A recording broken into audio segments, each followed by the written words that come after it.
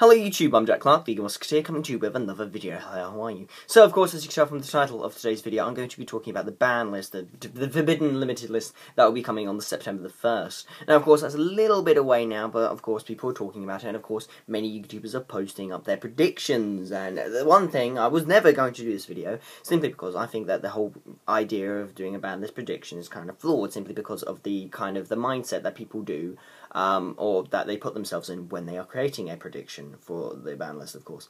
Now, when people do this, I've noticed that, of course, they will hit certain cards that deserve to get hit. A lot of the time, a lot of the choices are perfectly reasonable and deserve to be hit in some way, shape, or form. I mean, the severity of some of the hits they give are maybe a bit overdoing it, or a bit lackluster. Maybe need to go a bit further with hitting certain archetypes and certain decks that are doing very well. But a lot of the time, the mentality is that, is this card too good? Is this card good enough that it deserves a limit on how many we play of it? Is it being abused at the number it's currently at? Oh, this card's not as good as it once was. Does it deserve to have the limitations it currently has on it? And maybe we can loosen those limitations. So, of course, Konami thought in their right mind to unban Blackluster Soldier Envoy at the beginning. This on its own tells us that it's not entirely based on the fact of whether or not a card is entirely good or bad or not. Now, simply because last ban list even, I hated the ban list simply on principles because they were trying to hit all these tuners, and they banned Trishula. Of course, Trishula very good and somewhat justified ban-wise, but of course they were also banning Glow Up Bulb, Spore. They were limiting TG Striker, Agent of Mystery Earth. Agent of Mystery Earth got me the most, simply because in a competitive agent deck, the only target for it was the Agent of Creation, Venus, and that was the only thing you would search for at all. The fact that it could get a Hyperion, no one ever used that. So the fact that they didn't hit Venus, but they hit Earth, tells me that it wasn't just because it's the Searcher, it's also because it's a freaking tuner. Stuff like TG Striker as well, of course it didn't really do much, but the fact that it was a very good, splashable tuner monster that was still seeing play, and making the TG engine, of course, much more splashable, was telling me that, of course, even though it wasn't at all a threat, I mean, TG Stone, of course, a very good deck, but still, it wasn't being used as much, and it wasn't getting many tops as it didn't deserve to get hit at all. Whilst a load of other stuff that probably should got hit did not. So that comes to this video. Of course, my what I would like, I'm going to give you what I think, not what I think should get banned. What I would like personally to get hit on the ban list or influenced by the ban list, and then my reasons for that, and then what I think may happen based on the fact that Konami need to sell product. Of course, last ban list they got rid of a load of tuners and synchro heavy stuff because they were trying to push the XCs that were coming out. So that makes sense, and of course they're trying to sell product and using this, and of course the ban list is a very great tool of being able to make more money from this. So of course, things that I think should get influenced by the ban list. Of course, you can flame me all you like, I don't care. Okay, so stuff that I think could potentially get banned. Now, first off, Wind-Up Hunter. Wind-Up Hunter for obvious reasons, simply because Wind-Up's a very good deck, and I don't think they are bad enough or good enough to have such a, be completely destroyed. I mean, the fact that, of course, they've got their Zen Mighty Zen mains where they're going to spam the field with a Wind-Up Rat. Well, Wind-Up Rat could potentially also be limited, semi-limited somewhat as well. But I think, of course, that would be too much of a hamper, that would be too much of a limit on the deck itself. And I think that would really destroy its kind of playability. But I think hitting Wind-Up Hunter and just getting rid of it outright just gets rid of the retarded hand loop. Of course, there's nothing quite like... I have plenty of times where I've gone up against my friend Spencer, who, he may or may not be watching this, but the first time I dueled him, yeah, hand loop to me. I don't particularly use the most competitive decks. I was using fucking Battery Men. I had no chance. But of course, this does apply to a lot of other players, and of course it may not be as consistent as turn 1 anymore, or still, but wind-ups are still a credible threat, and of course giving them the wind-up loop as well just gives them a bit too much. And it's not even that getting rid of the wind-up loop will stop them completely. The thing is, with wind-ups, you don't play the deck for the loop. You play the deck for this amazing control factor and the spamming that potential it has. You have the loop to fall back on when you can use it, and you do use it. You don't focus on it at all. So getting rid of it, I don't think it will hamper wind-ups as much as it could do. As other limits could do anyway. So that's my opinion on Wind-Up Hunter. Other things that I think potentially could be a hit. Now, let's actually, I'm going to go through the deck list. So that was Wind-Ups. Let's go with Inzektors. Now, Inzektors, of course, an interesting deck, really, that, of course, have topped, but aren't doing as well as they could do. Oh, however, they are doing exceptionally well in the OCG, of course, due to the differences in our formats and territories. So I do think it would be justifiably could get hit, simply because, of course, Japan, it's like the #1 deck.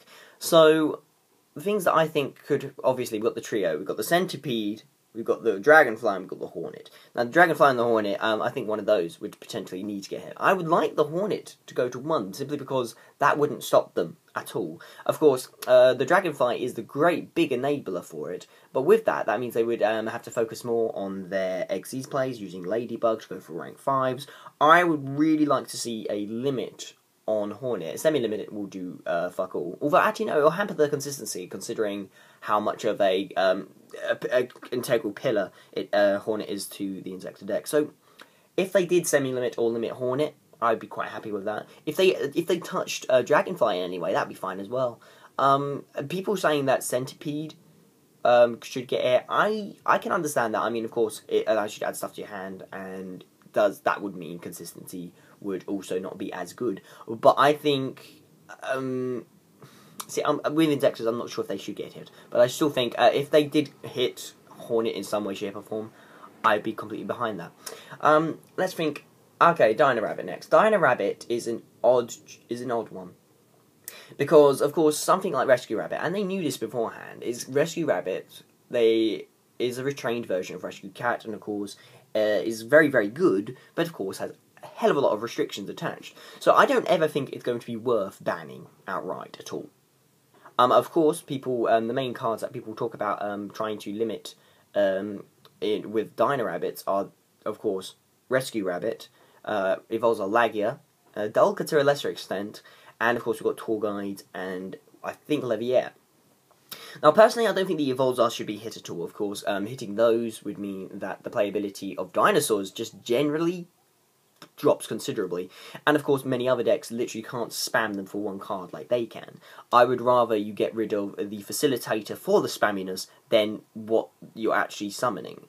I think that's a bit silly. It's like how they limited Advanced Ritual Art, and then, of course, all these other rituals didn't have to get hit. I think that was a very good limit on Konami's part. So I don't think the Evolzars should be hit in any way, shape, or form. Of course, it means Drax and Evols are still relatively playable. Keep in mind, Evols, whenever they make a Lagia play, you have to have at least a 2-card combo. Whilst, of course, with Rescue Rabbit, you just summon Rescue Rabbit, banish him, there you go.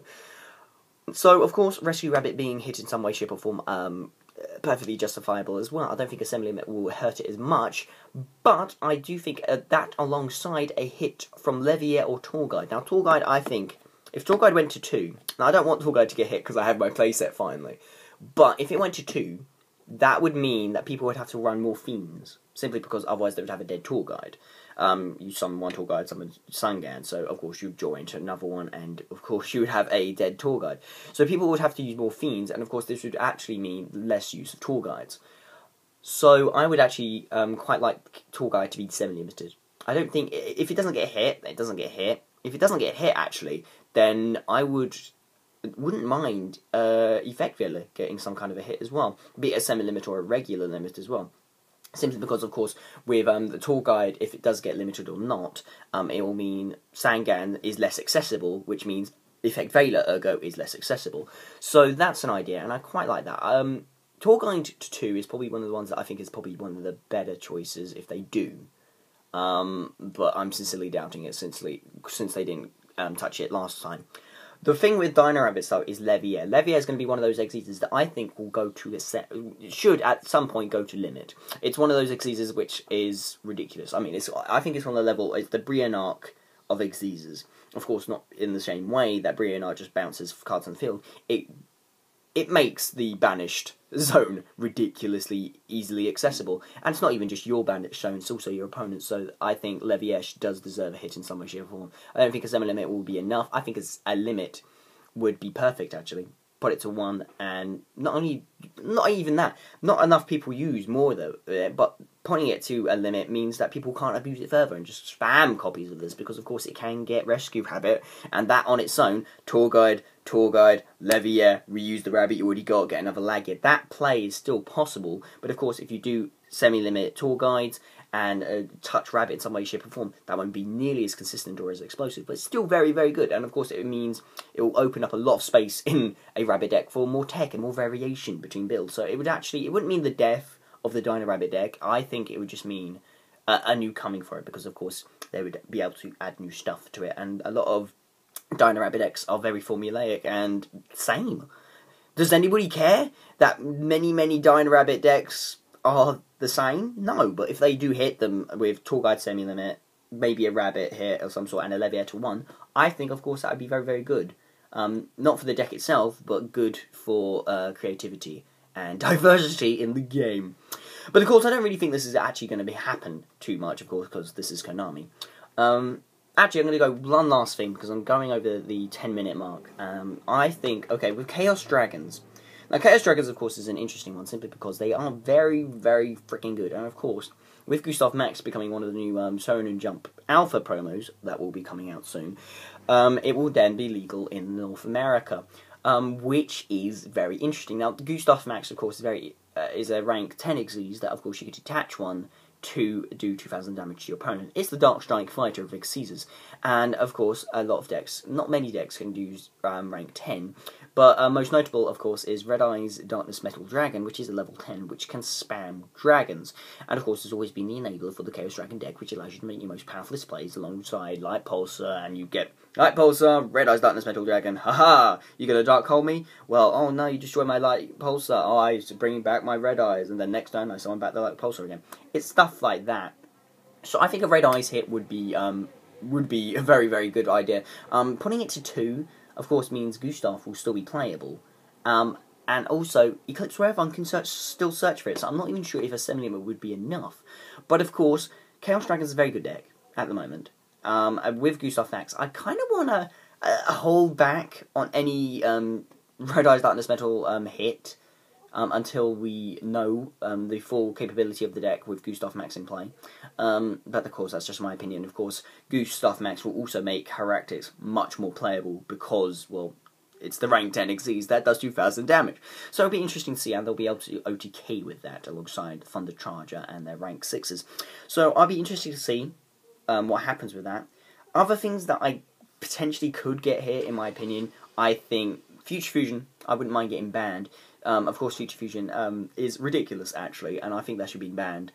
Yeah, no, actually, just outright, just ban it. People saying, oh, you should hit 5-headed dragon because that makes dragon... No. I think Future Fusion is ridiculous, just generally. It's a foolish barrel for any deck that has a fusion. And, of course, with Escuridao coming out in the manga soon, it's going to be a one-card FTK. If you can get Future Fusion in your hand, it's an FTK. And did you know that Future Fusion has a searcher? Synchro Fusionist, guys. No one uses Synchro Fusionist. No. But it is a searcher, so it's not as inconsistent as people may think. It's a one-card FTK on its own, and I think it should be just gone. Fuck that shit. Mindmaster, Substitute, Future Fusion. Get them out. We've got rid of 2 of them. Get rid of the other one. Other stuff that should be hit. I think Miracle Fusion to 1. I think Miracle Fusion should be hit in some way, shape or form, because, of course, Heroes, very, very good deck, very good standard deck, and, of course, with all these choices they have, Miracle Fusion just makes them sacky as fuck. Oh no, I've got the hero player on the run. I've got them on the run. Miracle Fusion. Oh, fuck off with your 3,200, 30 million attack points shining and your plethora of fusion choices.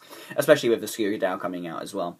Maybe Super Polymerization as well could get hit in some way, shape or form. But I think Miracle Fusion makes them sacky as hell, and of course Super Polymerization is also an option as well. Now I'm going to stop this video now because I'm going on and on and on, But of course, any ideas you have for ban list restrictions, limits, unlimits as well. Of course, I still think Black Cluster Soldier Envoy at the beginning should be banned because that thing is just silly. But of course, depending on the hits and limits and such, we'll see. But of course, your opinions are as valid as mine, and I'd love to hear from you what you think should happen with the ban list wise. So please leave your thoughts and opinions in the comments down below, or as a video response. Really would like to hear from you, and I'd like to get some kind of discussion going. And of course, if you did like this video, do like the video. And yeah, that's pretty much it. I'm Jack Clark, the Eagle Musketeer. More videos coming out too soon. But before I go, of course, I have a Tumblr. This Tumblr, I just do mainly art stuff. But, of course, I want to open this up to you guys, because I want to see more Yu-Gi-Oh! Stuff. On this blog, I draw stuff. I just draw random stuff, so you suggest something, I draw it. But I want to see some Yu-Gi-Oh! Suggestions. So, of course, go down to the description down below, of course. There will be a link to my Tumblr, which is Madman with a biro. And, of course, do ask and comment down below with suggestions of Yu-Gi-Oh! Related stuff you would like me to draw.